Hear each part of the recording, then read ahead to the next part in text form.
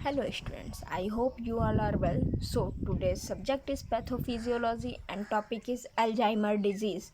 So what is the Alzheimer disease? तो क्या होता है Alzheimer disease? It is a degenerative neurological disorder of brain की ये डीजनरेटिव न्यूरोलॉजिकल डिसऑर्डर है. जो Alzheimer disease is one from the dementia and gradually gets rose over time. It affects the memory, thinking and behaviour. Alzheimer disease क्या होती है? ये कहाँ से, मतलब एक डोमेंटिया जो कि ग्रेजुअली एक टाइम पे वॉस हो जाती है. ठीक है, ये क्या करती है? मेमोरी, थिंकिंग और बिहेवियर को इफ़ेक्ट करती है. फिर there is no cure of for the disease. ये इस डिज़ीज़ का कोई क्योर नहीं है. Which were not as the progress, जो कि प्रोग्रेस पे लिया जा सके. And eventually leads to death, और इवेंटली ये डेथ पे लीड करती है या डेथ हो सकती है. से it was the first described by the German psychiatrist. ये जर्मन साइकेट्रिस्ट द्वारा फर्स्ट टाइम डिस्क्राइब करी गई. न्यूरोपैथोलॉजिस्ट एलियोज अल्जाइमर के द्वारा, इसीलिए इसका नाम अल्जाइमर डिजीज़ पड़ा. इसको 1906 में मतलब कि इस डिज़ीज़ के बारे में पता लगा था. Was named of after him. इसके बाद इसका नाम पड़ा. अब आते इटियोलॉजिकल फैक्टर. एज की वजह से, फैमिली हिस्ट्री की वजह से, हेड ट्यूमा की वजह से. In 2060 there were 26.6 million sufferers worldwide. इसमें क्या होता है? ये 2006 में क्या हुआ? 26.6 मिलियंस जो है वो वर्ल्ड वाइड इस डिज़ीज़ से सफ़र हुए. Alzheimer is predicted to affect 1 in 85 people. Alzheimer जो है 85 पीपल्स में एक लोग को अफेक्ट करती है. People globally by 2050. ठीक है, फिर आते हैं रिस्क फैक्टर में. फिर बीइंग फीमेल होने पे, having high blood pressure for a long time, high blood pressure अगर लॉन्ग टाइम. फिर मायोकार्डियल इन्फेक्शन या वायरल इन्फेक्शन या डिसऑर्डर ऑफ इम्यून फंक्शन की वजह से. ठीक है, फिर आते हैं types of Alzheimer. Early onset में symptom appear before age 60. Symptom इसके जो है वो अपीयर हो जाते हैं एज 60 की एज के पहले. This type is much less common than late onset. ये टाइप क्या है? बहुत कम, मतलब कि कुछ कम होता है ऑनसेट के according. However it's tend to get rose quickly. ये क्या है? जल्दी से क्विकली रॉज हो जाता है. लेट ऑनसेट में क्या है? This is a most common type. ये एक मोस्ट कॉमन टाइप है. It occurs the people age 60 and older. ये कब होता है? 60 या उससे ओल्डर पीपल्स को. The role of genes is less clear. इसका रोल ऑफ जीन जो होता है वो बहुत कम क्लियर होता है. अब आते हैं early symptom of A D Alzheimer disease can included. Early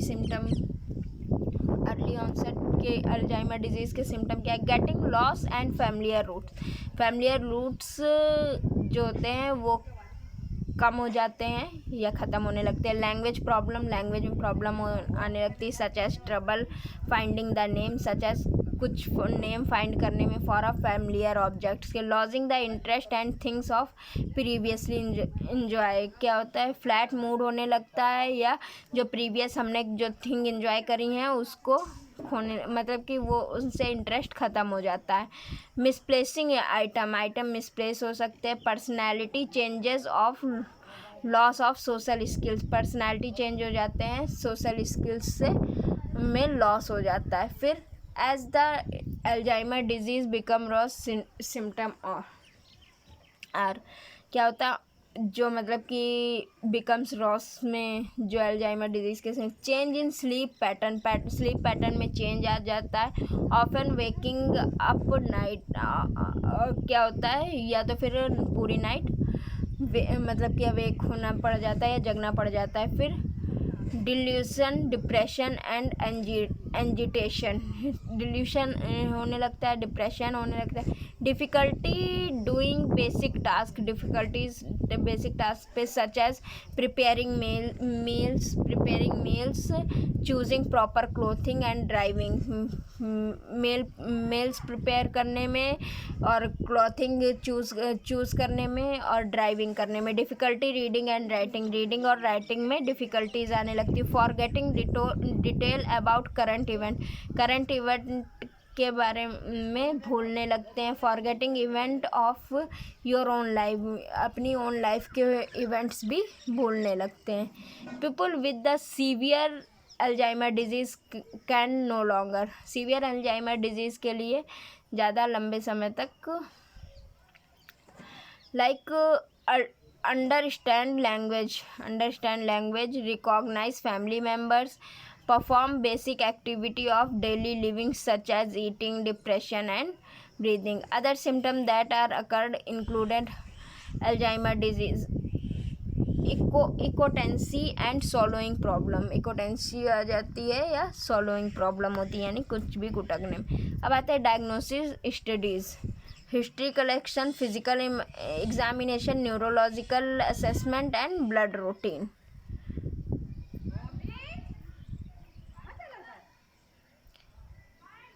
फिर उसके बाद आते हैं हम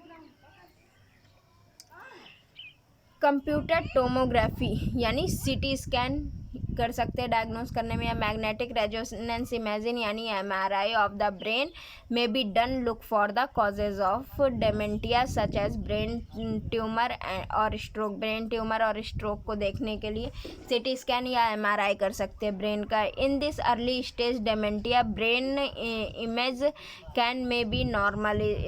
क्या होता है, डेमेंटिया के स्टेज पे ब्रेन इमेज जो होती है वो नॉर्मल होती है। इन लेटर स्टेज एमआरआई में show the decrease in the size of different areas के साइज डिक्रीज होते दिखाई देते हैं एमआरआईज में। फिर आते हैं मेडिकल मैनेजमेंट, कौन सी ड्रग दे के इसे ट्रीट किया जा सकता है। लाइक डिप्रेशन दे सकते हैं, एंटीसाइकोटिक दे सकते हैं, हेलोपेरिडोल दे सकते हैं, रेस्पिरिडोल दे सकते हैं। फिर है donepezil, it improve the mental function, ये मेंटल फंक्शन को इम्प्रूव करता है, such as memory, attention, social interaction, reasoning and language abilities of perform activities of daily living. ठीक है। Now,